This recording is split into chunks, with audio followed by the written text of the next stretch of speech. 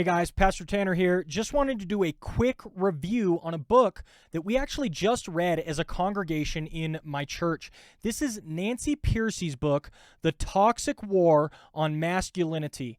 And this book is a book that we all read together as a church. We actually gave out copies to members of our congregation. We had a session where we talked about it, and then we have also had many one-on-one conversations amongst our congregation. Just wanted to give you some of my brief thoughts. Think of this as a mini review, I suppose, on the book. Not only going to give my thoughts, but also some of the big impressions from members of my congregation. Now, in many ways for me, this is the best introduction on the topic of masculinity and gender from an evangelical perspective. I thought Nancy Pearcey did a great job of distinguishing the evangelical point of view. She made her case clearly, and she made it sound like she knew what she was talking about when it comes to interacting with this thought from the worldly and secularized perspective. This book has so many quotations, and I think it's illustrative of Nancy Pearcey's writing style. Seems to me that she'll quote an author, write a paragraph surrounding that quote, and then quote another author. And it's a 300-page book.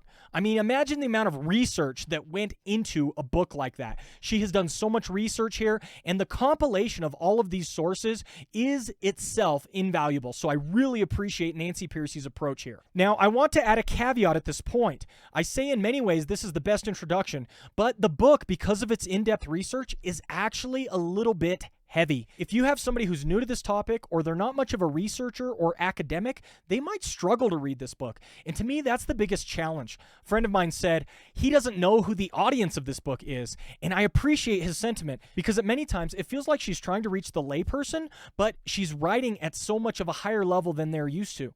And yet at the same time, it doesn't feel like she's writing an academic or research paper. So that's just one of the challenges. I really liked it for what it is, but if somebody's not used to reading at a little bit higher level, maybe more academic stuff, they might struggle with it, okay? So just keep that in mind. Now, let me summarize the themes of the book really quickly. To me, there are three big themes to look out for.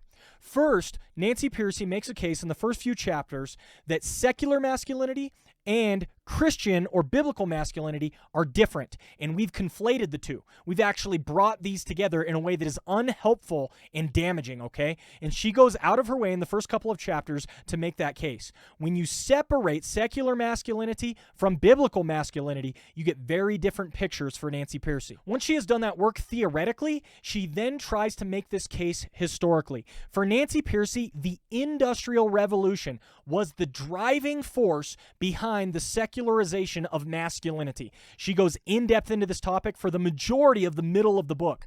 If you think that is something that's going to be fascinating or interesting, you'll really like the book. But if that's something, that historical drive and trying to dig into all of those details, if that's something that doesn't sound interesting to you, you may want to pass. Finally, in the last couple of chapters of the book, Nancy Pearcey goes out of her way to suggest that Christians should not fall into the typical secular masculine traps, okay? These things are not biblical, and they're drawing away from our witness to what true biblical masculinity could look like. Pearcey states that secularists don't like Christian masculinity, but for the wrong reasons. You see, secular masculinity has clouded over the Christian version, and people have an aversion to masculinity, but it's not of the biblical sort. This is very important to understand, and it's the primary case she makes in the last couple of chapters. Now, members of my congregation had two primary criticisms, and I just want to give them to you right here so you know what you're getting into. The first criticism was that the book was not biblical enough. Pearcey does not go out of her way to quote chapter and verse very often. She does it from time to time, but it's not her primary goal. And many didn't like that fact. They wanted to get more of a biblical sense of the book. I didn't find this a hang-up because I took the book for what it was. I recognize that's not what she was trying to do. I think those things have been done elsewhere, but if that's what you're looking to get into here, especially given the subtitle, How Christianity Reconciles the Sexes, just know that's not what you're getting. The second criticism I heard was very interesting, and it was stated that the Industrial Revolution as the driving force behind the secularization of masculinity is actually kind of weak. It's a very hard case to make, and it's not at all clear that these were the drivers of the secularization of masculinity. Now, for my take on that, I actually wasn't hung up on that nearly as much, and here's why.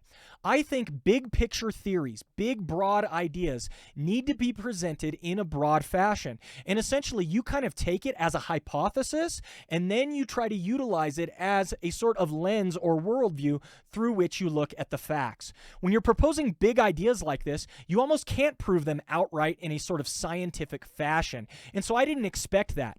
In fact, I was reminded of when I read The Master and His Emissary, the book by Ian McGilchrist about hemispheric lateralization in the brain. McGilchrist explicitly states in the preface that you can't prove his theory through some sort of appeal to facts. Instead, you have to ask, does my theory offer a more or less convincing take on the world as it appears to us? I think that's more helpful, and I think that's roughly what Pearcey is doing. And so my final analysis, I think this is actually a really nice big picture theory that may or may not be exactly the way it went down in history, if that makes sense. And in that sense, it's functional, it's useful, and I find it to be extremely valuable.